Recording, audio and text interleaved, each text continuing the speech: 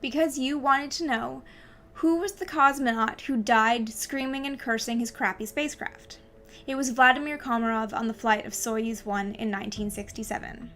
I'm Amy Shearer-Title, and this is a Vintage Space video. On April 20th, 1967, Vladimir Komarov was selected as the pilot of Soyuz 1, with Yuri Gagarin serving as his backup. This first flight of a Soyuz spacecraft was supposed to be a pretty sophisticated mission, with 2 spacecraft launching one after another, and 2 crews switching spacecraft in orbit to come down in the other vehicle.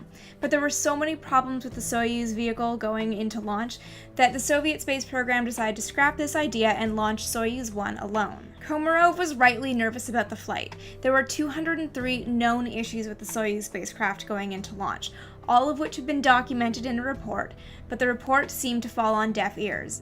As for Komarov, his hands were tied. He knew that if he refused the flight, he would lose his military honors, and that his close friend and a national hero, Yuri Gagarin, would be forced to fly in the unsafe spacecraft in his stead. Rather than risk Gagarin, Komarov agreed to the flight.